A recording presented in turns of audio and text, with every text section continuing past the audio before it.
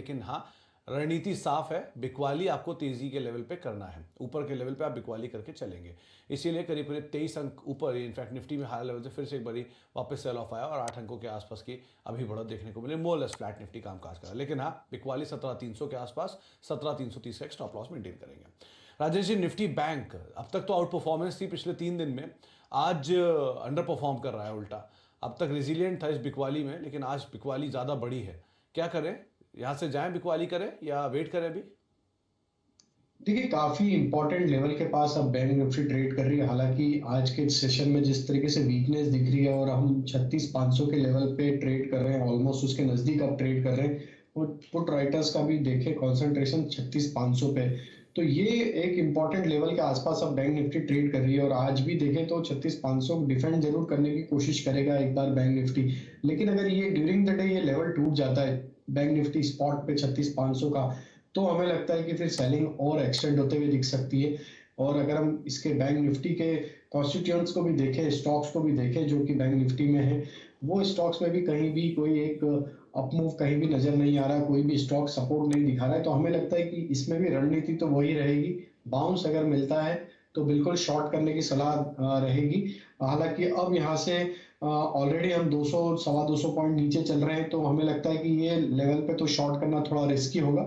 लेकिन अगर कोई उछाल मिलती है 36,750 36,800 के आसपास भी बैंक निफ्टी स्पॉट आता है, तो वहां शॉर्ट करने की अपॉर्चुनिटी रहेगी। 37,000 का लेवल आज के लिए इंपॉर्टेंट है। वो लेवल जिस तरीके से कॉल राइटर्स ने आज पोजीशन बनाया है, तो वो लेवल तो क्रॉस होने के लिए काफी दिक्कत है बैंक निफ्टी को। तो 36,750 36,800 के आसपास शॉर्ट करें, 37,000 स्टॉप लॉस रखें।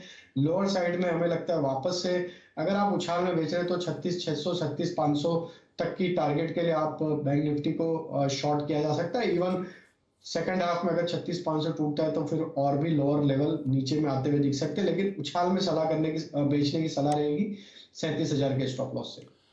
उछाल मिले 37,000 का स्टॉप लॉस और बेचने की राय, और 36,500 वो जोन होगा जहां पर आपको नजर रखनी होगी। राजेश जी, अगर 36,500 भी निकल जाता है निफ्टी बैंक में, तो डाउन साइड क्या खोलेगा? 36,000 नेक्स्ट? तो फिर ड्यूरिंग द डे के लिए तो 36,300 तक का लेवल है, लेकिन ब्रॉडर रेंज में देखें तो फिर 36,000 का नेक्स्ट मेजर लेवल खुलेगा। ओके, तो 36,500 निकला अगर, तो 36,300, लेकिन चांसेस ये हैं कि 36,500 को शायद डिफेंड कर ले। मेजर पुट राइटर जोन भी यहीं पे दिखाई पड़ रहा है, तो 36,500 अगर टूटता है तो 36,300, वरना 36,000 के जोन्स भी खुलते हुए दिखाई पड़ सकते हैं। अच्छा, इंडिविजुअल कॉल्स। राजेश जी, कहां पर आप तेजी या मंदी देख रहे हैं कि बाजार में जिस तरह का मूव है, मिड कैप में भी आज डैमेज है, तो मुझे लग रहा है आज सेल कॉल भी आप लाए होंगे जरूर। बिल्कुल सुमित जी, मार्केट का माहौल ही ऐसा है कि जो भी उछाल मिल रहा है उसमें सप्लाई जरूर बना हुआ है, लेकिन कुछ सेक्टर कुछ स्टॉक्स में जरूर स्ट्रेंथ बनी है। तो बाय और शॉर्ट दोनों के कॉम्बिनेशन है। तो शॉर्ट पहला स्टॉक जो रहेगा, हम शॉर्ट करने की सलाह देंगे बाटा इंडिया के फ्यूचर पे। बाटा इंडिया में देखें तो ये फोर्थ कंसेक्यूटिव डे है जहाँ पे लोअर लो फॉर्मेशन बनते हुए दिख रहे हैं, और जिस तरीके से कंटिन्यूस सप्लाई स्टॉक में देखने को मिला है, तो बाटा इंडिया फ्यूचर शॉर्ट करने की सलाह रहेगी। 1904 के आसपास अभी फ्यूचर ट्रेड कर रहे हैं। इसमें 1928 का स्टॉप लॉस सजेस्ट करेंगे। और हमें लगता है जिस तरीके से वीकनेस बनी है, ये स्टॉक में लोअर साइड के टारगेट आना चाहिए करीब 1870 1860 तक के। तो बाटा इंडिया शॉर्ट करने की सलाह रहेगी।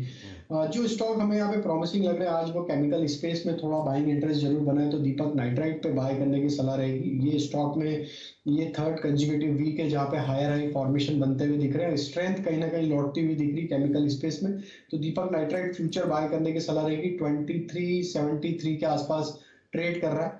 इसमें स्टॉप लॉस रखना होगा 2345 का।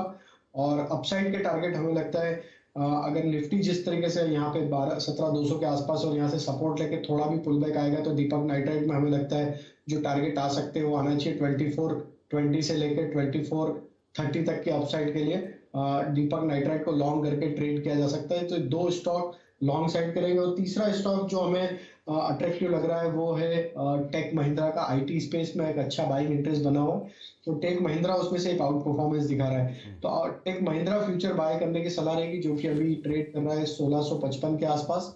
इसमें बाय किया जा सकता है। कहीं ना कहीं आईटी सेक्टर एक सपोर्ट देते हुए दिख रहा है निफ्टी को, तो इसमें हम टारगेट एक्सपेक्ट कर रहे हैं 1690 तक के। करंट लेवल से स्टॉप लॉस सजेस्ट करेंगे 1635 का।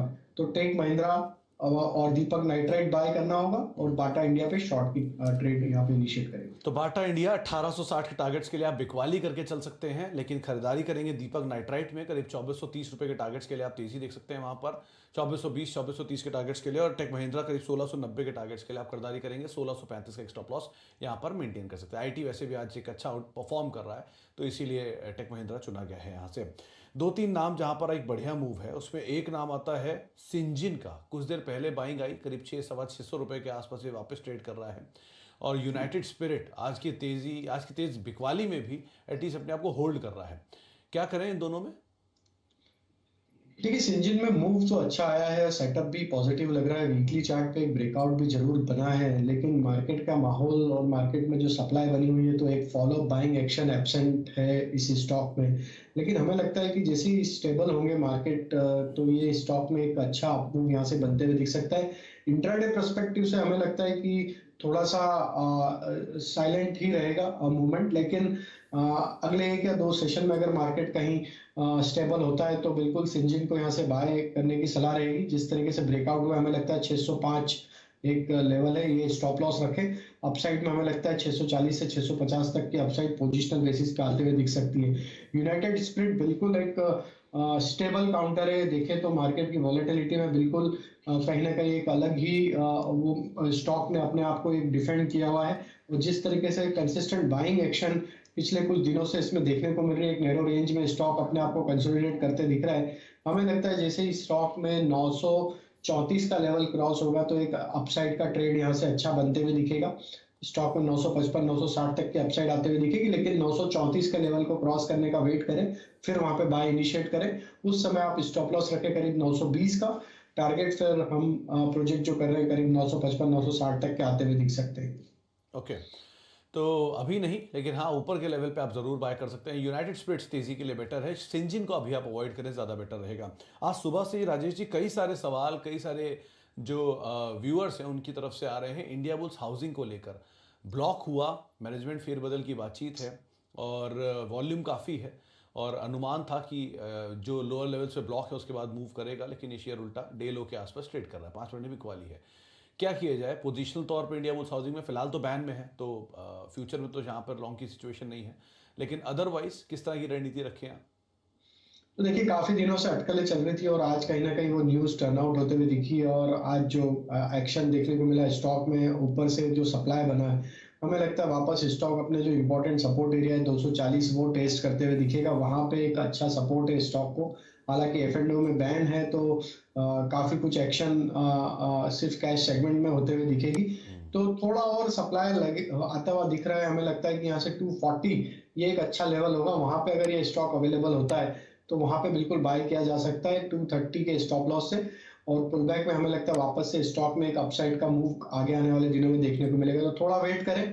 240 के आसपास आता है तो वहां पे बाय करने की चेष्टा करें। चलिए, तो 240 के आसपास आए तो वहां पर आप खरीदारी की चेष्टा करें, लेकिन अभी अगर आपके पास है तो आप बने रह सकते हैं।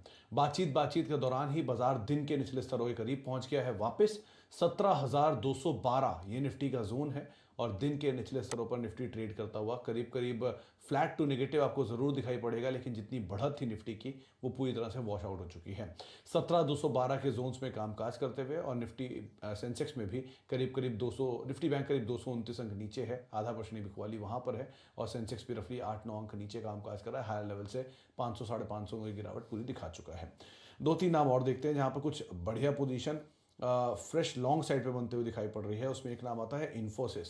आपने टेक महिंद्रा की बात की राजेश जी, इन्फोसिस अच्छा हुआ एडिशन है, 2% की तेजी भी देखने को मिल रही है, टेलविंड भी है सेक्टर का। क्या करें इसमें?